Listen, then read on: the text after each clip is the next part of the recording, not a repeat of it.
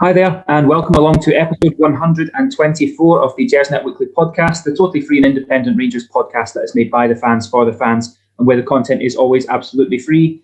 And as you know by now, it's not just the podcast that we have here at Gersnet, but please do head over to the website at gersnet.co.uk, where you'll find a load of articles, match previews, a history archive, and a friendly discussion forum as well. It's just gone 9:30 on a Sunday evening. We are live, as always. We're on YouTube. The cameras are on. But if you're not joining us live this evening, then remember that the audio experience will also be able to download on a Monday morning, and that's on Acast, iTunes, Stitcher, Castbox, and also on Spotify. My name's Ross Bennett. I'll be your host this evening. There's not been a game for us to talk about this weekend, so we'll be casting our minds back to Wednesday evening and the trip to Easter Road. And helping me to do that are two of our finest journalists that we have up here in Scotland. First up, it's your friend and mine, David Wren. David, how's your weekend been? Yeah, good. Disappointed you lost the call centre headset before we came on air tonight. Aye. It didn't quite work out, did it? No, for anyone. That's the thing. I could hear you all nicely, but no, that's getting punted. I bought that specifically from Taiwan. It took 18 days to arrive, and it's terrible. So yeah, no, that's a shame. So sorry about that, everyone. You'll have to see my ears. Also with us this evening and making a warm welcome return to the Gersnet podcast from the Herald and the Glasgow Times is Chris Jack. Chris, how are you? Very good, thanks. Thanks for having us on once again. Been quite a strange weekend with no game. I felt like I was at a game every 2 or 3 days during December. So to have a free weekend's a bit of a strange one, but it's still been a good week. Yeah, I mean, there's still plenty of football to watch, which is a relief, and some pleasing results, let's say, from a Rangers perspective. What have you managed to do to fill your time on a Rangers-free weekend during a COVID lockdown? Still just obviously keeping up with things. Even if Rangers aren't playing, there's certainly been plenty of things to keep us amused and entertained, shall we say. And obviously, there's plenty of things that obviously affect that affect the Rangers pitches as well. So I'm sure we'll get onto some of them later on. But it's still been interesting to say the very least. Aye, exactly. Obviously, we're approaching the end of the transfer window as well, so that keeps things interesting. And we will come on to talk about that in a wee bit.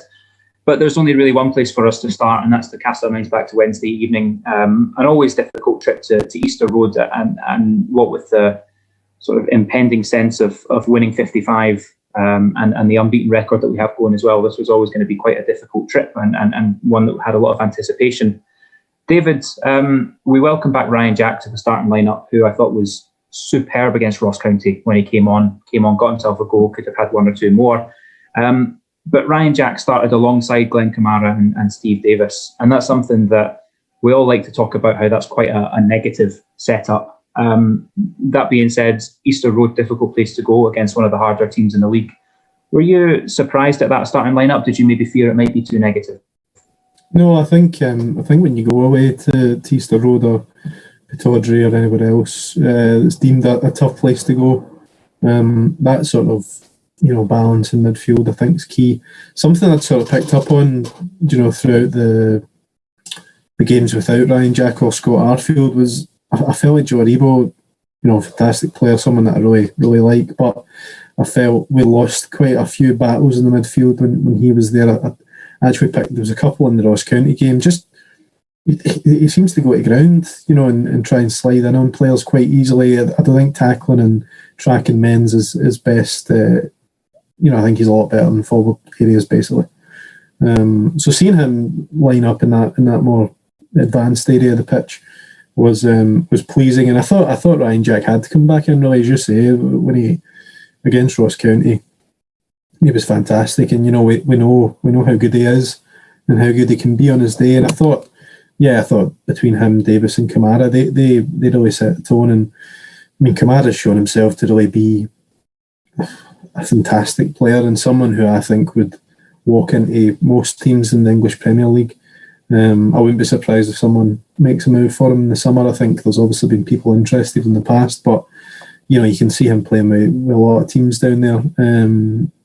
Fantastic talent, and I think for 50 grand, it's it really is one of the best pieces of business in my lifetime watching Rangers in terms of value. So yeah, I thought it was good to see actually Kamara seemed to venture forward a wee bit more when Jack was back in the team, and he really showed, his capability in those areas of the park as well. So yeah, it was good to see Jack back. I think the balance was good on Wednesday night. I think for the game that it was, and the challenge that Hibs posed, it was the right selection. I think that's a good point about Joe Aribo, because he's undoubtedly a quality technical player, and his goal against Ross County is up there for goal of the season for me so far. It was admittedly shocking defending, but the angle that he's carved to score that is exceptional. But he has been maybe caught a wee bit short sometimes defensively. Certainly, arguably was at fault for the Aberdeen goal that we conceded up at Pittodrie a couple of weeks back. So just a wee bit more certainty and assuredness in the heart of midfield was no bad thing, considering I know that Martin Boyle didn't start, but they have some pacey players regardless, Hibs. So I think you're right, it was the right call. Chris, we had a wonderful goal, and we'll talk about whether or not Morelos should have been on the pitch, but it was a really nicely worked goal with Joe Aribo, Ryan Jack, Alfredo Morelos finishing it off. And Morelos really could and probably should have had a hat-trick with a couple of chances that he either took too long on, or one that he sort of scuffed away from a couple of yards out. He's certainly not hit the heights that he's hit in previous seasons, but a couple of goals against Aberdeen earlier in the month, goals against St Mirren more recently as well. Is it fair to say that any perceived slump from Alfredo Morelos is over and he's well and truly back in form? I don't know if he's fully back in form. I think he's obviously, his role in the team, he's judged on goals, he's judged on numbers, he's judged on output. I think some of the criticism he got towards the start of the season was a wee bit unjust. I know he wasn't getting the same numbers that he has done in previous seasons, but I think the role that he was playing with as part of the team, as part of that front three, I think that was more important than just sticking the ball in the back of the net. Now, I know that's how he's always going to be judged. I think some of the criticism he got at the start was a wee bit unfair. Now, I don't think he's back at his best goal-scoring form, but I think that role he's playing for the team in terms of dropping in, going in different areas, allowing other guys to then get involved, especially, as David said, if you have a Kamara or you have an Arfield as a midfield runner, having Morelos drop into certain areas creates more problems for teams. So I think he's certainly getting there. The goal that he scored, perhaps the one up at Aberdeen, certainly the one against St Mirren, that was the kind of chance that he was missing. You think back to the Motherwell game, Hibs game, he's snatching at ones where if he's got too much time, he ends up missing them, hits it straight at the keeper, he puts it wide. So I'm pleased to see him back scoring that type of goal, because that is the type of goal that he is very good at, and that's the type of goal, if you're going to be a title winning team, you need your main striker. When the chance comes like that, you need him to put the ball in the back of the net. So certainly a good all-round performance from him. The manager was certainly pleased with him after the game, and again he said he could easily have had a hat-trick. How he missed the one at the back post, I don't know. We'll give him the benefit of the doubt and say there was a bobble, but for a guy of his calibre, you're really expecting him to be putting that away. And if he does, it makes the rest of the game, makes the whole night, makes the whole scoreline, makes the whole feel round about it just a wee bit different. So I think he'll be disappointed himself. The manager will be disappointed, but overall, to go to Easter Road to win 1-0, you can't really complain too much. No, absolutely. He's almost a bit of an enigma, Morelos, in that he scored a bit of a cliche, but he scores the harder chances. And that one at the back post was, it should be as simple as it comes for a striker. Although the other one where the ball comes in over the top and he's free of the last defender and wants to take another touch and another touch, whereas normally he's so keen to get a shot away from regardless of wherever he is in the box. But at the end of the day, like you say, he gets the goal that wins the game, and it keeps the train moving on. But Chris, the big question, the one that's caused days and days worth of debate, and I think 19 references during the game from Sky Sports, if you go back and count them, should he have still been on the pitch to score that goal? No, I don't think so. I think it's a red card, unfortunately. It's the type of thing, he gets himself involved in silly things. I know the coverage on Sky and the coverage in media headlines and stuff, I know that's part and something that Rangers fans don't agree with, and to an extent I certainly agree with them on that. But if he doesn't do it, the whole furore then doesn't erupt round about him. It was a bit daft, and he must know by now he's not going to get away with that type of thing. Now, I know we're probably come on to Darren McGregor one, and you can compare it to the Edward one against Dundee United a couple of weeks ago. There's countless examples of Scott Brown doing it. There's a Lee Griffiths one against Hamilton from last season, I think it was as well. All these type of things come into a bigger argument, but I think Alfredo were lucky to get away with it, and unfortunately, I think he will get done by the SFA. Yeah, I do you know what, I agree. I think he did probably know what he was doing, and he's tried to get. He got away with it on the day, but with retrospective action, it doesn't happen. Now, obviously, you've mentioned the fact that the media and the headlines and everything else. One phrase that we as a fan base seem to use quite a lot is trial by sports scene, and maybe in this case it was trial by Andy Walker, but it's the same principle. Do you believe that there's something in that the attention that a player like Morelos gets? Because if you, as I say, 19 references to that challenge by Andy Walker compared to 5 for Darren McGregor's challenge, which we'll come on to, was different and should be viewed differently. But do you think that there's maybe a power behind the media that if they focus on these incidents, it makes it more likely that he'll face retrospective action? The Sky Sports one was interesting. So I was obviously at the game, so I wasn't watching the Sky feed, and obviously couldn't hear the commentary. But sitting flicking through Twitter as the game was going on, the number of guys mentioned it, saying, why is he mentioning it again? He mentioned it like straight after the start of the second half. Why is that being brought up again? Why is it being brought up again? And then obviously scores, and it's brought back again. And the whole trial by sports scene, trial by Sky Sports, I've said for years, I think there is something in that. If that's Kelly against St Johnstone, where it gets 600 words in the paper rather than 1,500 words in the paper, it's not live on Sky. People aren't debating it endlessly on Twitter and on forums and on Facebook and all the rest of it. I think there is something the SFA seem to focus on.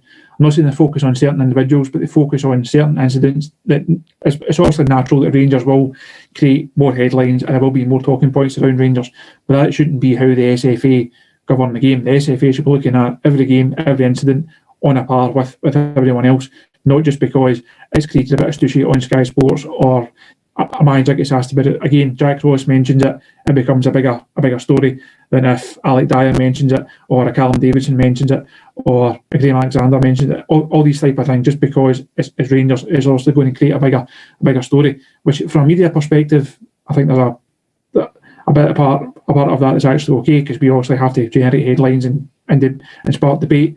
That's not how the SFA should be operating. The SFA should be operating, treating every example the same. If it's a foul, it's a foul. If it's a red card, it's a red card. If it deserves action, it deserves action, not just because there's been a bit of a stushy and because people are talking about it. Yeah, I think you're absolutely right. And I don't know, Rangers this season seem to be going about their off-the-park business very, very quietly. And whether that's the dignified silence route or whether that's we're doing so well on the park that we don't need to detract from it. Things like Celtic going to Dubai, we don't pass comment. We now wear masks in interviews, which is maybe a better way of passing comment, but we're keeping very quiet on this kind of thing. I'd be surprised, very surprised, if Rangers aren't asking these questions at the end of the season. So, when everything's wrapped up, and even if it's behind closed doors in a respectful, professional manner, I expect, and I would, as a fan, I would expect the club to be asking those questions and saying that this is not appearing to be a fair and impartial process that treats every club the same. Now, David, I'm quite glad actually that the questions have worked out this way, that I'm asking this question about Darren McGregor to yourself, because you look very similar. Yes, yeah. He's a handsome man as well, but yes. McGregor has wound up in the book for wrestling Glenn Kamara, throwing him to the floor, and then there is, I don't know if we call it a stamp, but let's say stud to leg contact. How do you view that incident compared to the Morelos incident? Well, this will probably sum it up. I don't even remember that incident. And I can't off the top of my head. I haven't seen it in the highlights I've watched today, which maybe tells its own story, because I could tell you every aspect of the Morelos challenge. Which, I agree with Chris, it was a red card. We can't really contest that. It was a red card, it was stupid. I think there's been a bit of previous with those two players, and I don't think Morelos necessarily forgets easily about things like that. But I found myself watching games on Sky this season. It's been quite refreshing having Alan Coyce on from time to time, but I feel like I can predict what Andy Walker's going to say and how he's going to say it before he says it. No, I've got nothing against Andy Walker, really. I don't particularly enjoy his commentary, but I actually think he sometimes has some good points in games, and certainly his sort of analysis in recent weeks has been good on the wider Scottish football, the issues in Scottish football. But I find this melodrama quite exhausting, because watching a game, and as Chris says, I mean, I've done it myself. I've worked in the sort of sports side of the media, and there's obviously talking points in the game, but it's becoming quite exhausting how long these things are dragged out for. I mean, there's still massive conversation about this Morelos challenge, and we're now on Sunday, and you're still seeing things popping up about it. He's been naughty. The referee's not seen it, which actually in real time, when I saw it on TV, and I don't know, Chris was obviously at the game, and maybe he can come in just shortly on this, but I didn't see it, as it was, in real time. When they show the replays, and as you say, that sort of showing the replays 8,000 times, you see everything that happens. But in that initial moment, I just thought it was like a bit of a stramash. And so I can see why the referee didn't give it. We certainly knew when Ian Crocker continually mentioned retrospective action during the game, that would probably come. It's now come. He's going to be banned for 3 games. It's over. So why it's still becoming an issue in the wider picture of Rangers as a club and Morelos as a player who has a temper, but. And I read a piece today in the Sunday Times about, whether English clubs are put off by his petulance and whether we'll struggle to get 20 million quid, which we want for him. And it's quite difficult, because I'm more concerned about his performances this season, and as Chris said, he's nowhere near the level he was, at the start of last season. So I'm more concerned about his overall performance in terms of getting money in, rather than that edge he's got to him, because I think I love that about him. I don't love silly challenges like Thursday night, but Wednesday night. He certainly puts himself about in games, and that's what we love about him. But yeah, it's difficult. I mean, retrospective actions come. He's going to be banned for 3 games. Maybe it's time we just moved on. And I'm sorry you've asked me about the McGregor challenge, and I've literally not mentioned it because I can't remember what it was. But other than that, that's my point.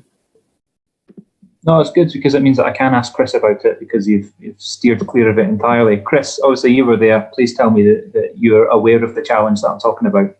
I am aware of it, but at the time, didn't think there was anything at all. The Morelos Porteous one, you obviously saw them coming together, and you could tell by the reaction on the pitch that there was maybe something there. I don't think anybody knew at the time how bad it was, if you like, or how it actually looked. The McGregor Kamara one's like, it's just 2 guys coming together on a touchline, and being also the other side of the pitch, you can't really tell if McGregor has stood on his thigh, his ankle, whatever. I think the Morelos one, without trying to get inside Alfredo's head, which is fairly impossible, I think he knows a bit what he's doing, and he knows he's going out to be a wee bit naughty, try and be a wee bit cute, and perhaps leave a wee bit on Porteous, because there's obviously a bit of rivalry there. He's become the man that he loves to hate now that Scott McKenna's out the road. The Darren McGregor one, I think he's just a wee bit unfortunate. I think that's why the ones his foot has to go somewhere. I know that's the excuse a lot of the Rangers fans have used for Alfredo. I think Alfredo knows what he's doing a bit more than Darren McGregor does. I think McGregor the 2 players come, he has to put his foot somewhere. It ends up standing on top of Kamara. It's a nasty one, it's a sore one. I think it's a booking, but I think Alfredo's is a red. So actually, I'm really glad you made that point about McGregor and where his foot's going to come down, because Sports Scene on Wednesday night, Chris Iwumo says, as a footballer, if you could call Chris Iwumo a footballer, says as a player, I think he knew where his foot was going to go, and essentially saying he could have moved it if he'd wanted to, but didn't. Now, I'm not sure. I mean, I'm clearly not a footballer, and I don't know if his reactions are going to be that good. I mean, is Darren McGregor, and we had the pleasure of watching him play for Rangers for a year, so I don't know. But I would say, at the risk of staunch points being wiped off the board, I would say that actually the Morelos one should have been a red, the McGregor one should have been a yellow, and that's probably about right. I don't know, Chris, what are your thoughts on that? I think so. I think the McGregor one's the yellow, and a deserved yellow. I think if Alfredo had got sent off for it at the time, I don't think there'd have been the whole furore. He would have still got the same level of criticism. I think it's only been blown up even more so, and obviously Alfredo things always do anyway. I think it's been blown up a wee bit more because he also stayed on the park, played quite well, could have had a hat-trick, scored the winning goal, and that then makes it a bigger deal. But I think he knew what he was doing. I think he was trying to be a bit cute, trying to be a wee bit daft. And as David was saying, that's the type of thing. I don't think it'll cost him a move. I don't think it'll say that he'll go from a top 10 Premier League team to a top 10 Championship team in terms of that big a drop-off. But it's something he has to eradicate from his game. He can still be bustling, he can still be physical, he can still rough it up, he can still give wee elbows and still be cute and still do the dark arts and the dirty tricks, if you want to say it that way. He doesn't need to do likes of that one, likes the elbow up at Tannadice. They're just daft. And I know fans always want to defend him. I've defended him probably more than most press guys. But there are wee things that if he doesn't do it, he doesn't then get the headlines. And there's still just wee things in his game. If he eradicates it, there's more positive headlines than there are negative ones. And as much as Rangers fans rightly love him, great player, and be great to see him win the title, I don't think you can overlook the fact that he still has these flaws 3 years on, and he really just shouldn't have anymore. Yeah, I mean, look, I live down in London, and I'm fortunate enough sometimes to have an outsider's view on these things, and we've both, all three of us now have mentioned the perception of a buying club that they might have of Alfredo Morelos, and I do think it's important, because the thing that people down here say to me is, he's got a temper, or he's ill-disciplined, and that they wouldn't want their club to buy him. So I do think it has an impact, rightly or wrongly, because we know that he's much like Ryan Jack 3 or 4 years ago. He's had red cards overturned and maybe has been unfairly treated because of a reputation that he's got. But that's the nature of it, unfortunately. David, again, I'm glad I'm asking you this, because much like Irvine Welsh, you're quite the wordsmith. Irvine Welsh was on Hibs TV, and whilst we don't necessarily want to be making an ongoing saga of something that maybe doesn't need to be, he's found himself maybe in a wee bit of hot water, and Hibs have apologised to Rangers allegedly for some comments that he made about how Morelos should be chopped up and fed to some seagulls. Caused quite an outrage, obviously, both directed at him, directed at David Tanner for not pulling him up live on air about it, and it's the Greg Marshall, the SLO for Rangers, has confirmed that Hibs have apologised for that behaviour. What was your take on those comments and the reaction that's come from that? Just stupid, really. I think needless, probably. There's been a lot of... Again, this is another one that's sort of blown up on Twitter, which in Scottish football, is the way of it. Just daft comments, something that was a bit needless.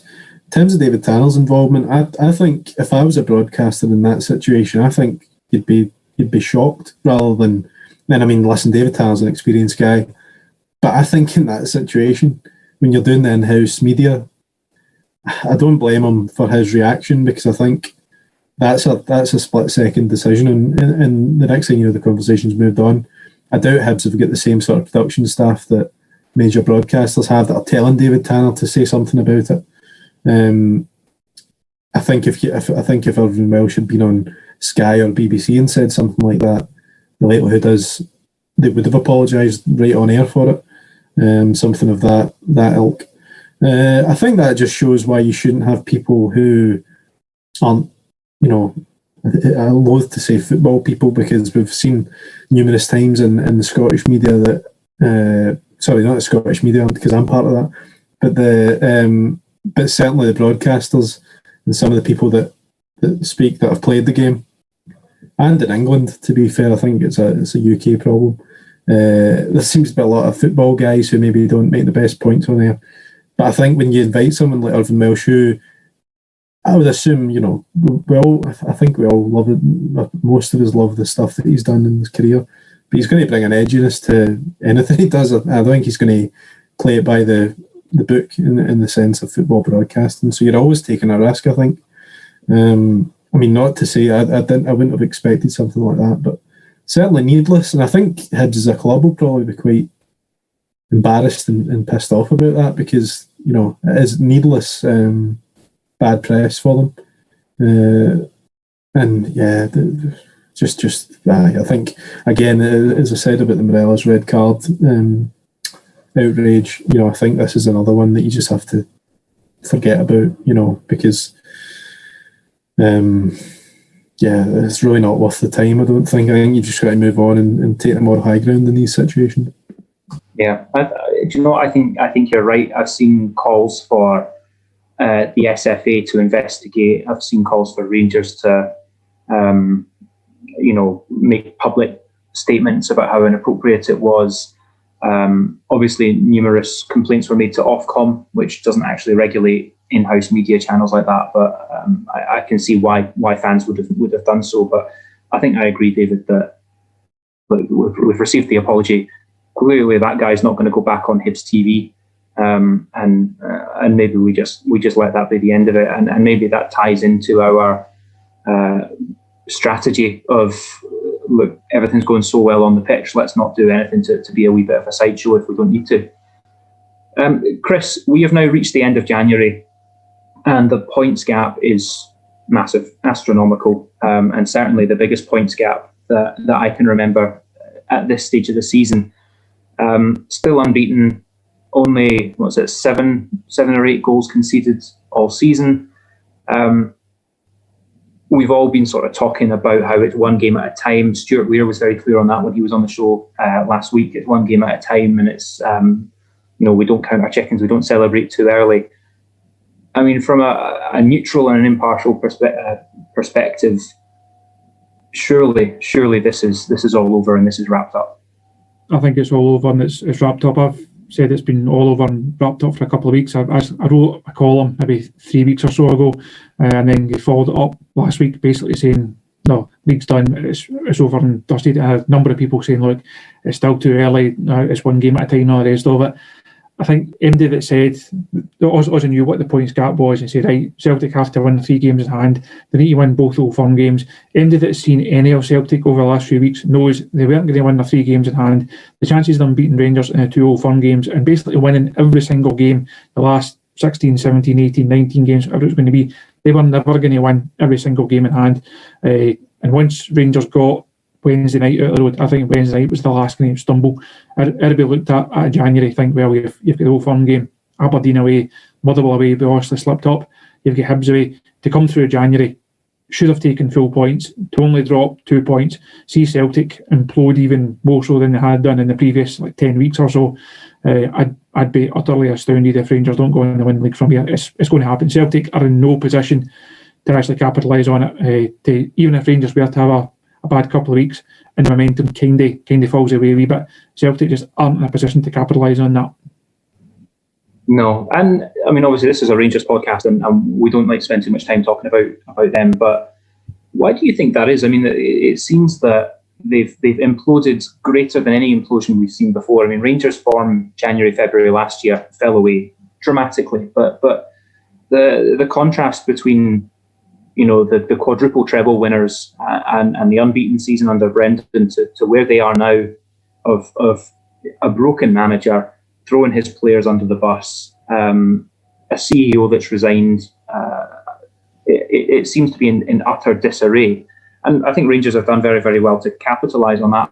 But I mean, Celtic yesterday lost at home to St Mirren for the first time in 30 years.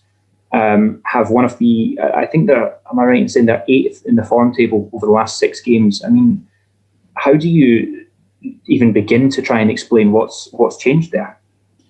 To put a Rangers slant on it, it's been my biggest bugbear over the last couple of seasons. Rangers have, much like Celtic, aren't in a position to capitalise. Rangers have never put sustained pressure on Celtic to actually see what they're made of over the last couple of years, certainly after Rodgers left.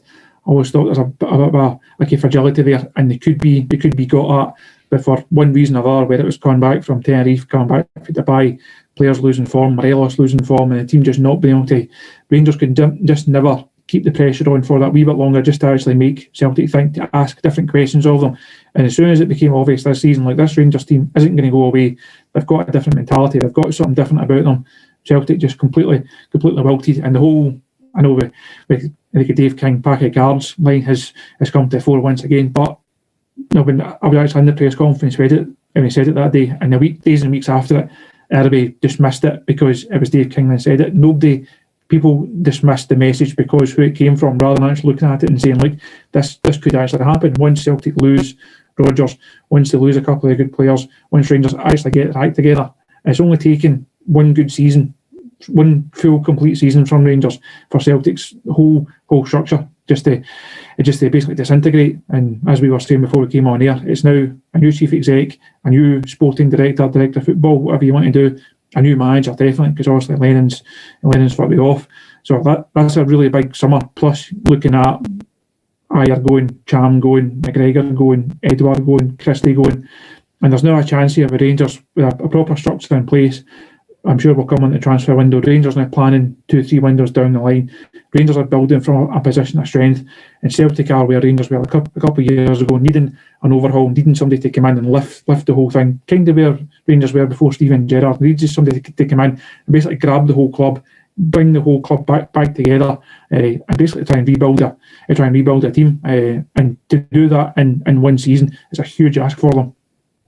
I think that's the interesting thing. If we try and strip away all of the emotion from this, which is of course utterly impossible, but if you look at it from a pure sporting business perspective, it's not just an on the park rebuild that they need, and clubs go through that. Clubs go through an on the park rebuild every few years. It has to happen when there's natural attrition of players retire, players get sold, but it's off the park as well. And it's not like Lawl's only just been there a few years. 17 years that guy's been in that role. And had utter control over the club and allegedly large parts of Scottish football. He has a strong influence over. So it's the combination of those two things, I think, make it very, very interesting and very exciting from a Rangers perspective to see how that goes. And obviously, we don't want to kind of predict the future here because it could make us look very, very foolish. But they bring in a guy with no experience of football.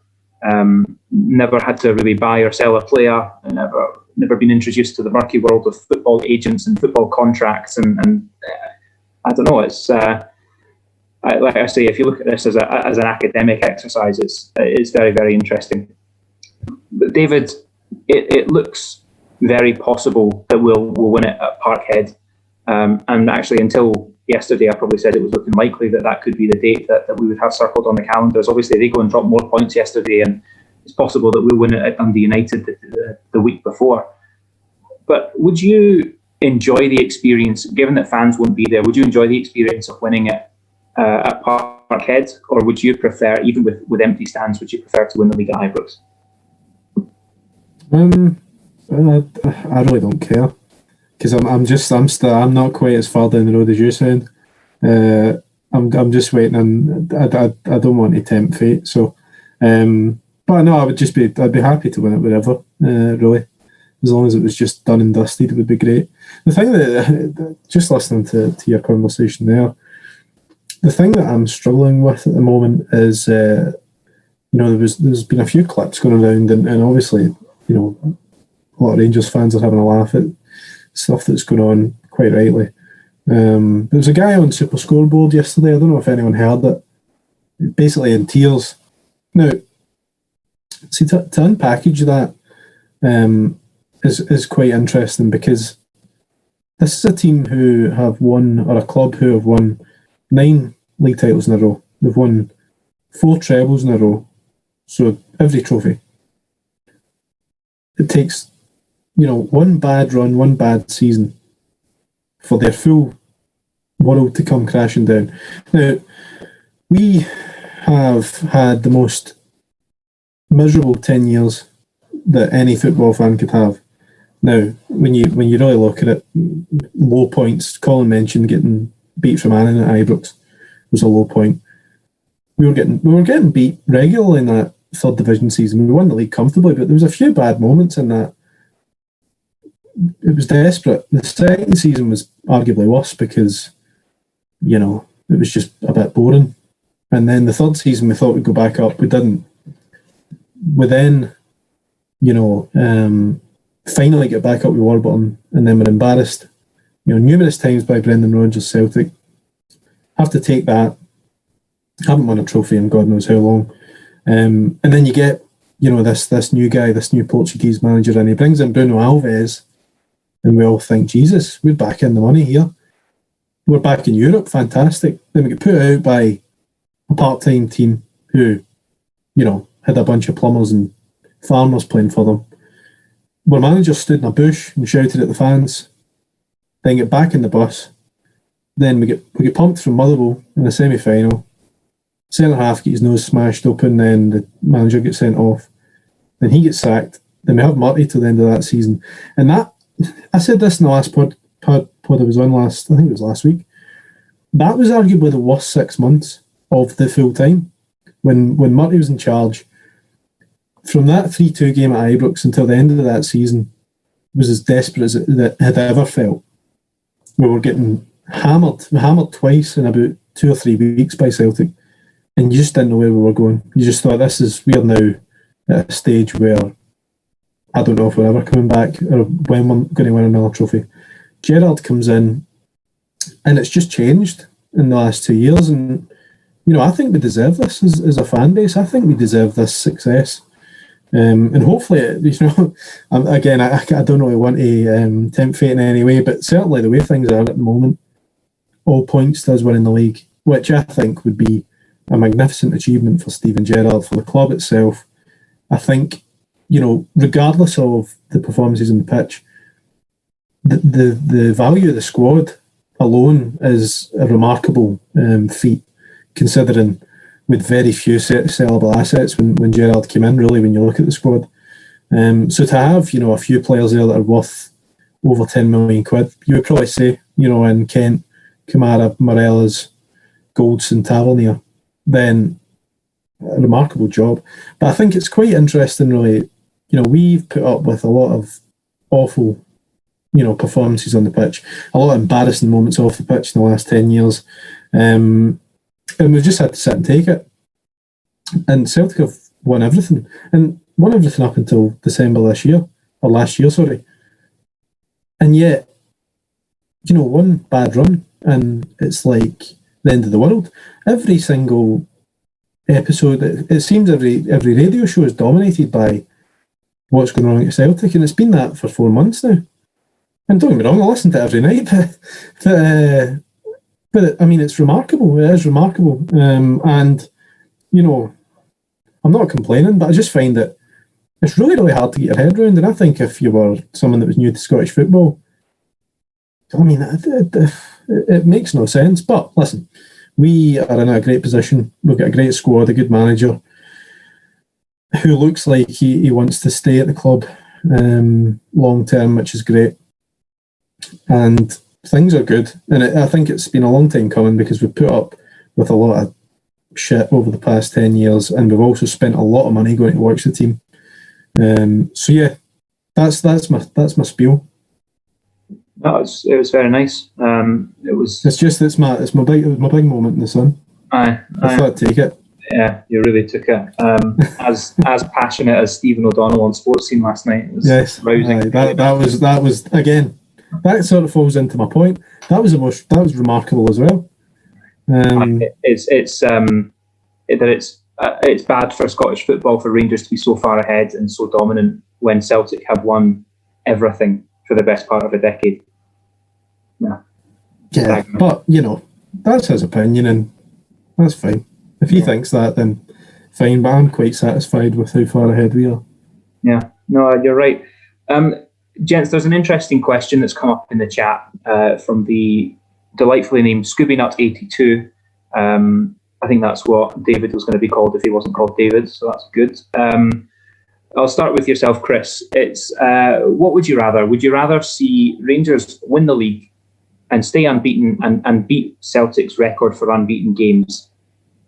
Or would you rather see Rangers win the league and beat Celtic's record of 29 points between first and second? So win the league and beat the record for unbeaten games, or beat the record for the gap between first and second?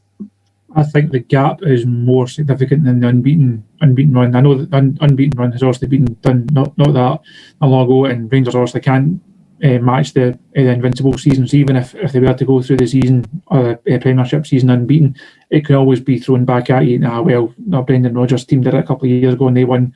Now they were unbeaten every single game. Unbeaten wise, I don't think the manager and the players will be that fast. I think it's still there. It's something to aim for. It's something to try and achieve. If it was to end once the league's done and have to lose a game, 3-4 games before the end of the season, I don't think they'll be that gutted. I think finishing as far ahead of Celtic as possible. That's a real statement of intent, because as we just mentioned, their new guys come in, new chief exec, new sporting director, new manager. They then look at the table and think, no, that's a sizable. If you lose the league by 6-7 points as well, it's only 2-3 games that we can catch that up. If you potentially lose the league by 20 plus points, that doesn't happen very often. That rarely happens in Scottish football, and that'd be a real statement of intent from Rangers. If they could be as relentless and as ruthless and keep that going, you're then sitting at Parkhead over the summer thinking, how the hell do we claw back 25, 30 points, whatever it ends up being? I think that's if it's between those two things, I think finishing as far ahead as possible would be the aim for them. And I think if you ask the manager and the board and the players, I think that's how they'd answer it as well.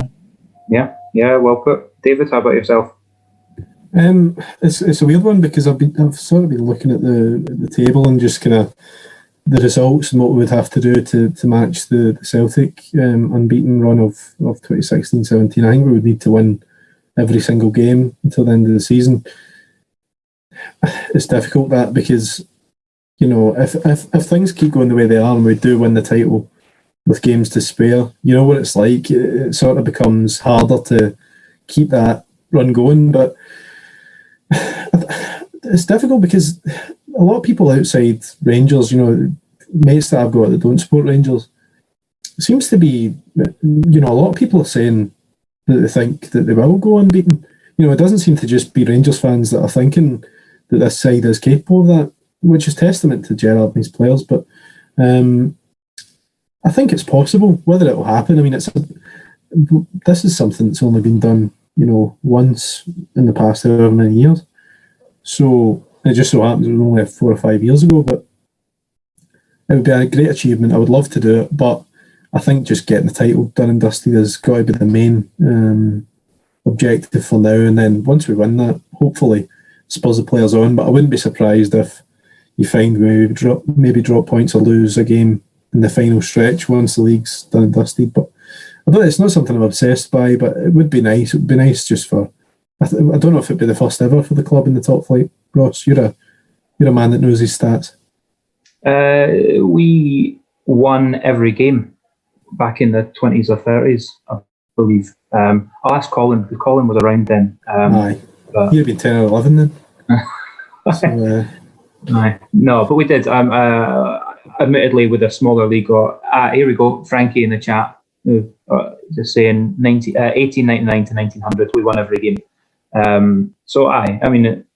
Admittedly, that's maybe a grander achievement, but no, they're both massive achievements. Whether it's the gap, the points gap, or an unbeaten season, whatever happens, as long as we win the league this season, it's remarkable. I don't know if we can set a record for the earliest title as well, because we're looking at winning it late February. It's remarkable either way. Gents, before we move on to talk about the transfer window, which comes to a close tomorrow evening, I'm just going to take a moment to mention a couple of the partners that we have here at Gersnet, who very gratefully support the Gersnet podcast that we have. The first of whom is www.rangerspicks.com. Rangers Picks is the official Rangers Pick'em game. Super easy to sign up, create an account. It's totally free to play. All you have to do is answer 12 questions and make 12 predictions about the upcoming game. The rangerspicks.com sort of lobby for the St Johnstone game is live now. You just have to answer some very simple questions of what you think will happen in the game, such as, will Ryan Kent get an assist? How many tackles will Glenn Kamara make? And there is a prize pot of £1,000 to be won for every game. I managed to pick up £60 this weekend, and as I say, it's totally free to play. Of course, just how easy it is, Ross. it is very, very easy. I won £60. Frankie won £50 on the first game of the season. So it's good, it's free, it's worthwhile, and it's very, very easy to get involved. It does count as gambling, so please make sure that you are aged above 18 and always gamble aware. The other partner that we have is Football Prizes, which is www.footballprizes.co.uk, who run competitions to win signed shirts and very, very nicely presented memorabilia. They have a Glenn Kamara signed shirt, which is nicely framed and backlit, and it's a really impressive piece of kit. You have to be really, really quick with these guys because they launch prizes and they are sold out very quickly. There's only 99 tickets for each one. But so please do keep your eye on the Gersnet Twitter feed, and we'll be tweeting out links as soon as we can for the next upcoming competitions. So that's footballprizes.co.uk. Right, Chris, the January transfer window closes tomorrow. Obviously, there's been some business so far. I think I read an article this week that mainly across England, that the number of transfers that have been done is staggeringly low, and that's maybe due to the insecurity of COVID, some insecurity or uncertainty around Brexit as well. But the number of transfers being done in Scotland as well seems to be, certainly breaking with tradition of recent years. It's declining massively. The deals that we've done, Tommy Wright on a pre-contract. Tommy Wright, that would have been a shocking signing. Scott Wright on a pre-contract coming in from Aberdeen. Jack Simpson coming up from Bournemouth was announced yesterday, and Namde Ofabor is widely expected to sign from Bournemouth on a pre-contract as well. Chris, I guess the first question is, are you happy with that business, and are you maybe disappointed to see that these are just reinforcements for the summer rather than coming in now?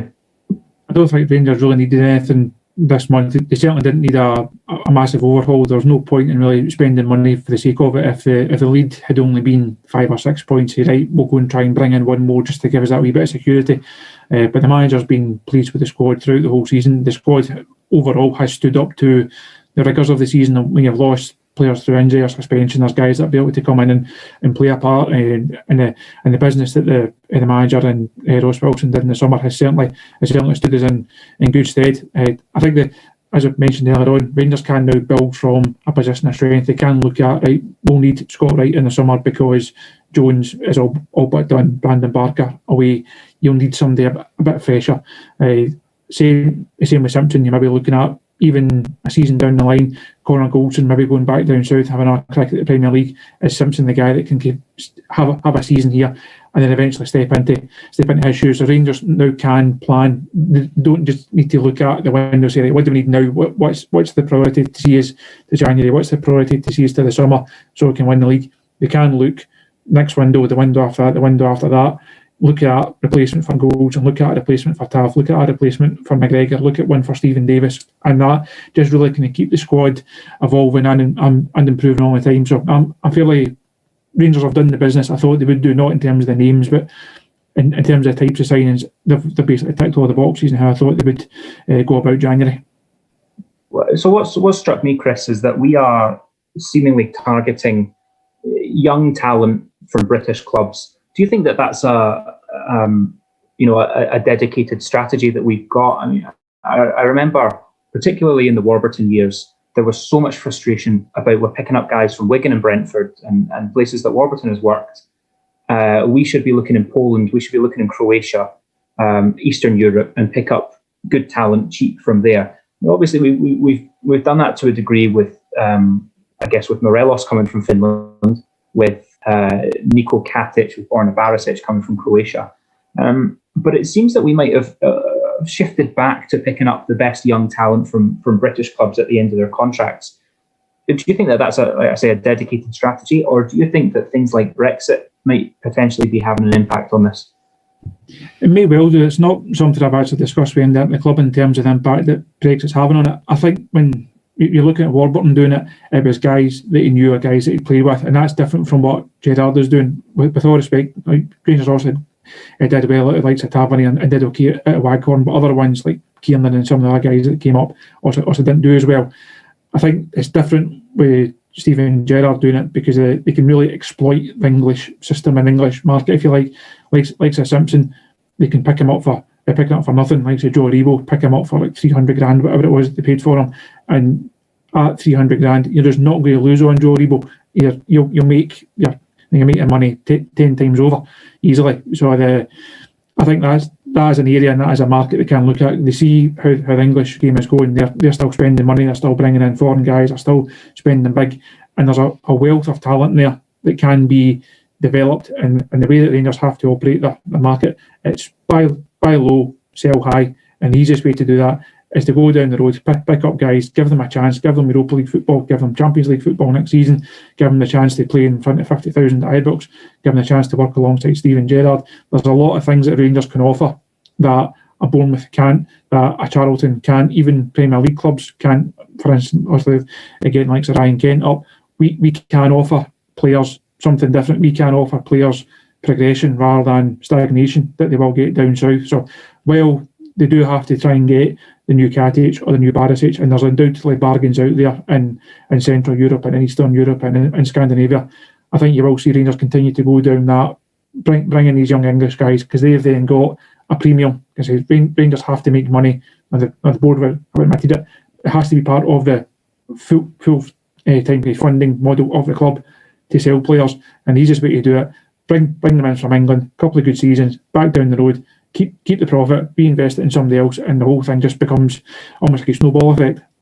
I wonder if there's less risk this way as well. You know, we've done well with our Central and Eastern European scouting. I think that the obvious flop that we had was Eros Grezda, but I think I'm right in saying that we actually recouped a fair amount of money, punting him back to where he came from. So it seems to have been pretty successful for us, but just in terms of the risks of that player being unable to settle or not familiar with the style of football that we have in Scotland, I don't know, maybe it's less risky this way, and certainly whilst we don't seem to be in the market for first team star impact players, because we're doing quite well in that regard, obviously. I think you're right that these are markets that make sense for us, and they're players with undoubted talent who maybe don't get the look in that they deserve down south. David, how about yourself? I mean, obviously we have around about 24 hours left in the transfer window at the time of recording this. Do you expect to see anything, maybe not even just at Rangers, but across Scotland tomorrow? I think what I'm particularly interested in is, with Rangers, we have these pre-contracts who will be coming up in the summer, but as we saw with Glenn Kamara, there's always a way to make a deal to get that player in earlier. Do you think that Jack Simpson or I was going to call him Tommy Wright again, Scott Wright, do you think that there's a chance that we'll see something happen tomorrow that will get them in the door a wee bit earlier? I don't think Simpson will be, but I'm not sure. I mean, Chris has obviously got better contacts than me in the old in Rangers, but I wouldn't be surprised if Scott Wright came tomorrow. But the thing is, we don't really have any strikers to offer Derek McInnes, and I think that is what they will be looking for tomorrow. Certainly after two goalless draws and looking to lose Cosgrove. So it'll be interesting to see how that one comes together and whether we can get him in the door. I think he would actually make quite a big difference to the squad. It would give us another option in the wide areas. In terms of wider Scottish football, I don't know. It's difficult because the cash isn't flowing in for some clubs, so it'll be interesting. I can't see any major shocks coming. I don't think anything else will happen at Rangers. I think the only thing you'll possibly see would be Scott Wright coming in. I think it'd be good to get him in now because we give him a chance to get himself equipped with the team and his teammates. But I think Scott Wright's an obvious one that fits into the system and fits into the way we play. I think he'll benefit from playing for Rangers rather than Aberdeen, who maybe don't benefit a player of his sort of physical attributes and the way probably he likes to play the game. So it'll be interesting. I would love to see him in. I'd love to see him come early tomorrow, but I don't know. I think Aberdeen have got quite a lot on their plate, and I think they'll have a few things they need to get done tomorrow. So whether we can find a way, I'm not so sure. Yeah, that'll be interesting. I'm sure, Chris, that you'll be kept busy regardless of what deals do or do not get done. Gents, before we wrap up, I thought it would just be interesting to maybe reflect a wee bit, cast our minds back over previous January. transfer windows. David, you and I were talking about this in the week. So I'll start with yourself. Who would you say is the best signing that Rangers have made in a January transfer window? The obvious one for me in my lifetime, Barry Ferguson, 2005. That was quite a surprising signing, really. At the time, I mean, it might not have been to adults, but I was only a boy, so it was quite surprising for me considering I just left. But the one that always, and when I actually said this to you the other night, the one that sticks in my mind's, I was at a gig in Glasgow, 2011. It would have been January 2011, and I was at the O2 Academy, and I checked my phone. I think it was my first iPhone or whatever, and Rangers sign El Hadj Diouf, and I was like, "What? That is unbelievable!" And when they signed it, it was like one of those signings that Walter Smith made from time to time. There seemed to just be a bit of a banter signing, you know, because El Hadj Diouf, I don't think he barely kicked the ball for us. I can't remember how many appearances he made. I don't even know if he scored a goal. But that was a great signing. That was just a laugh. That was like one of those signings that you're like, aye, that's a right good laugh. But in recent years, obviously last season, which was a weird one, I think it was a year ago today, we signed Canberra from Hibs on loan. So that was a weird one, but there's probably more weird than good in terms of Rangers. But for me, Barry Ferguson remains the GOAT of Rangers January signings. Yeah, I remember that one well because it was very late at night, wasn't it, on the deadline itself? Aye. It was a will they, won't they, $4.5 million swoop. Exactly. So, yeah, memorable. So looking at El Hadj Diouf here on Wikipedia, 15 appearances, 1 goal. As he was brought in. I think it was do you know what? I think it was quite a good goal he scored, and I think it was in like a relatively big game. I have absolutely no recollection of it. My main recollection of El Hadj Diouf must have been a cup final, and there's him sort of stood on the steps at Hampden going up to the dugout, just doing that after we won a cup. For the audio viewers, that was audio listeners rather, that was kind of arms in the air, waving it about movement, and that was my main recollection of him at Rangers. I don't remember him doing anything else.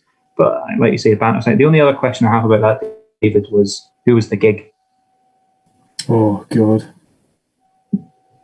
Oh, I can't remember. No. I've no idea. It would have been some sort of emo band, probably, like some sort of. Aye, it'd be something like that. But well, I've just found the goal. It was Sporting Lisbon away. It was a header. I remember it well. It was the one when we scored in the last seconds of the game to go through. So that was a great header. But no, I'm trying to deflect from whatever band it was that I was away seeing. But it was some sort of embarrassing emo thing. Excellent. No, glad to hear it. You're right though. We've had some poor January signings. The worst one that springs to mind for me is maybe an Andy Webster or someone like that. But Chris, yourself, the best January signing that you can remember for Rangers?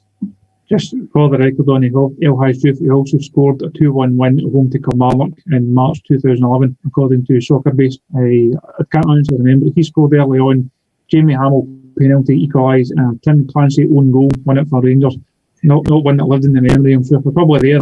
Probably at that game and still can't even remember it. It's how memorable it was. In terms of January signings, I can't believe you didn't mention Davy Blair. When I saw this on an agenda earlier on, I just assumed that if he didn't come to me first, my shout would have been out the window, and I need to scramble and try and think of somebody else, and probably landed on Barry Ferguson. David Weir for me is the best January signing that Rangers have made for quite some time.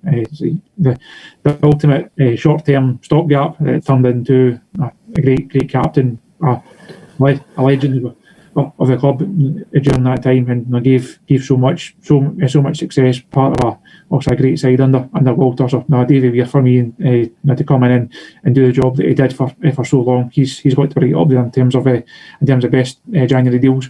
I actually think that window you're on about, I believe it was Davy Weir, Ugo Ekiog and Kevin Thompson all came in that January.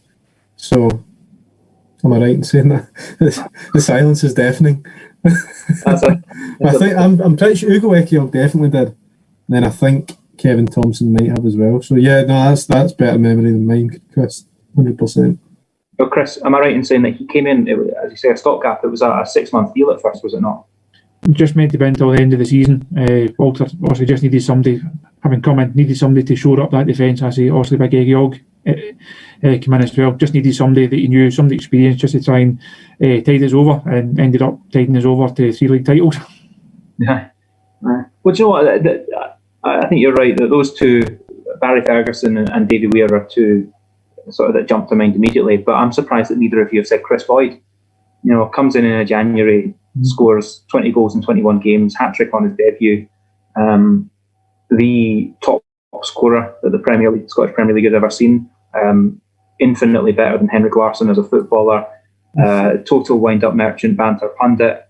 I think he's, not just in terms of what he's done on the pitch, but what he's doing now off the pitch as well probably makes him my favourite January transfer window signing. So I'm starting to think that you two had discussed this before and then led me in with the Barry Ferguson thing, and now you're throwing up these names as if you're just so much more knowledgeable than me. Like, you idiot, I can't believe you didn't say Davy Weir.